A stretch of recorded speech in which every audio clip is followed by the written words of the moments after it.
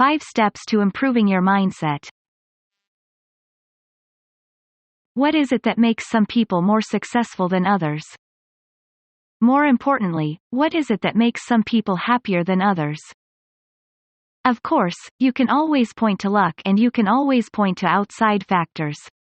Sure, there is often an element of knowing the right people. A being in the right place at the right time. A being born with a silver spoon in your mouth. But if you constantly focus on the factors that are outside your control, then you will never obtain the fullest of your potential. Not only that, but there are plenty of examples of people who have beaten the odds. People who were born into poverty, who perhaps didn't have the opportunities that others did. Of course, there are plenty of examples of people who dropped out of school or college, and all these people nevertheless managed to become immensely successful.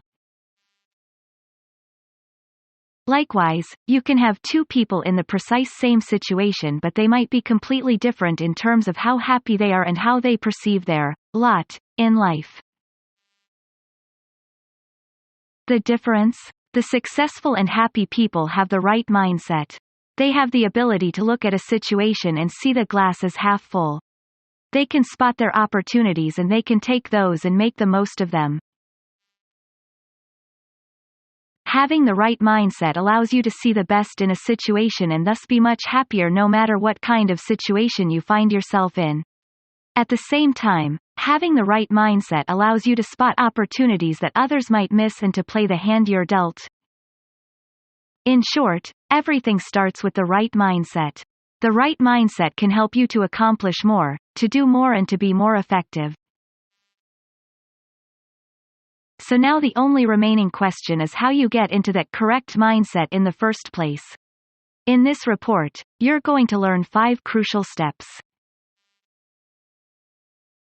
Step 1: Responsibility. The first and most important step is simply to learn to take responsibility for your actions, your mental state, and more importantly, your circumstances. Learn that the situation you are in is because of you and that you have the power to change it. The problem is that many people assume that their situation is largely dictated by outside factors. They will blame their circumstances on luck or even on other people. You don't have the job you want because you didn't have the luxury to look around when you first left school. You can't go traveling because you have a family. You aren't rich because you were born in the wrong generation, in the wrong part of town. There may be some truth to these things. Sure. But it is also up to you to dig yourself out of that situation, and that's something that we've already seen as possible. You think that Richard Branson made these kinds of excuses? Or Steve Jobs? If you don't take responsibility for your actions, then you can't be expected to achieve all the things you want to achieve because you'll just find an external reason to blame. You need to believe that you have an impact on your life, and you need to have an internal locus of control. Only by accepting this can you then recognize the power you have to make a change. Yes, with great power comes great responsibility. But you know what else? With great responsibility comes great power. Step 2: Direction. Once you've taken responsibility, your next task is to decide the direction you want to go in, and more to the point, the goal or vision that you are working toward. A lot of people are a little directionless in this sense. How can you spot the opportunities that arise if you don't know what it is that you want to achieve? The key thing here, though, is to recognize that the goals or visions you set for yourself don't have to be the cliched goals that everyone is going after. You don't need to want to be a top executive. It is not a requirement that you try to get rich. If you feel that you would be happier living in a cabin in the woods, then go ahead and let that be your goal. What you want to try and employ here is a strategy that is known as lifestyle design. So, lifestyle design effectively means that you are looking at the things that you want to get from your life, and you are looking at the different factors that might be getting in the way or that might provide opportunities. The problem that a lot of people have is that they go after the wrong goals. Many of us don't feel all that attached to our jobs, and yet we work for 8 hours a day, spend a lot of time commuting, even stay in the office late on regular occasions. Then when the opportunity to take on a promotion and work longer comes along, we take it.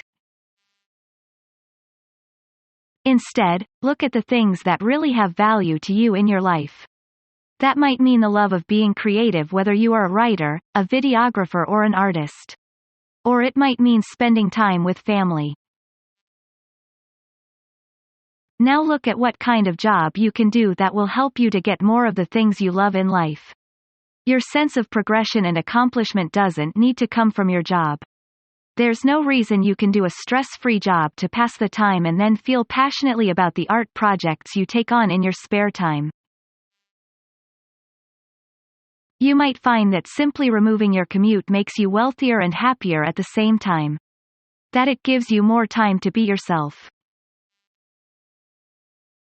Finally, come up with a vision for what you want life to be like in the future. This should be a highly motivating vision, something that is emotionally charged and that you are highly excited for. It might be to become an online entrepreneur, or it might be to buy a beautiful home somewhere scenic and secluded. Step 3: Opportunity. Once you know your goal and your vision, the next step is to look for opportunities to climb higher towards it. The thing is that when you learn to look, opportunities really do open themselves up all the time. This is one example of just what a key difference having the right mindset can make. The way to open yourself up to these opportunities is to recognize that sometimes the opportunity won't come in the precise form that you expect it to. In other words, let's say you want to become an author. That doesn't necessarily mean that the opportunities are going to take the obvious form of being writing opportunities. Just as likely, you may find that they present themselves differently. The perfect example of this comes from Sylvester Stallone, who wanted to be an actor. Unfortunately, no one would take him seriously and they all saw him as unfitting for lead roles. So instead he wrote an amazing script. The script was of course what we know today as Rocky, and in an acting audition, he mentioned that he also dabbled in writing and was invited to bring in his script. The script was such a hit that they started offering him huge amounts of money to buy it off him. He refused, however. The only terms he would accept were if he was cast as the titular character. The rest is history. So, what Stallone did here was to find a different avenue to reach the goal he wanted. He seized opportunities, he played up his best skills, and he took advantage of his connections. Let's say you want to be a famous rock star. The conventional route is a difficult one to say the least. So why not instead try creating a YouTube channel to show off your skills and see what comes from that? Step 4: Will. In martial arts, there is the popular notion of Kai, also Chi or Ki. This is often described as being a kind of life energy, and often it is treated as quite esoteric, even being mystical. This is the same energy that we see characters in Street Fighter and Dragon Ball Z firing from their hands. So of course, many people view Kai with skepticism. Others will describe it as being simply a way to visualize kinetic energy. But the reality is something different altogether. While you're free to form your own interpretations, the one that I prefer is to look at Kai as being willpower. Kai is the ability to call upon your strength in everyday tasks. It is your energy and your vitality. And in fact, the roots of the word are strongly connected to health. If you ask someone how their Kai is, this can be interpreted as asking if they feel strong and energetic. In martial arts, a good demonstration of using Kai is the spirit shout, or Ki. Here, you yell at the top of your lungs while delivering a blow in order to stun the opponent and to deliver more strength in your blows. What's really happening here is that the shout is releasing a surge or adrenaline. This is allowing you to call upon reserves of strength and increasing your metabolism. Studies show us that simply shouting in the gym can actually increase strength by as much as 30%. So, in other words, Kai here is strengthening the connection between body and mind. It is putting your very will behind the blows you are delivering. Another example of Kai can be seen by focusing on the Dan Tian. In martial arts, this is the center of gravity just below the navel, and is supposed to be the source of Kai. What's interesting is that focusing on this area actually grounds you, and if someone tries to push you over while you focus there, they find it harder. So, whatever you call it, Kai, health, will, it's all about the unity between your mind and body. It's when your body supports your mind and vice versa. It is when you are excited and passionate, it's when you believe what you're doing, and it's when you wake up with tons of energy because you're inspired and well rested. Develop your will and you can develop your goal. Step 5: Appreciation. Finally, make sure that despite looking for opportunities, despite focusing on that goal that is just out of reach, you still make sure to appreciate what you already have. To live in the moment and to take stock of everything. If you always chase after the things you want, you'll never stop to appreciate the things you have. You'll always be driven by stress, by anxiety, and you'll never be satisfied. Right now, you probably already have a huge amount to be thankful for. You probably have lots of friends, a family that loves you, a roof over your head, plenty of great food in the cupboard, and things to look forward to in the future.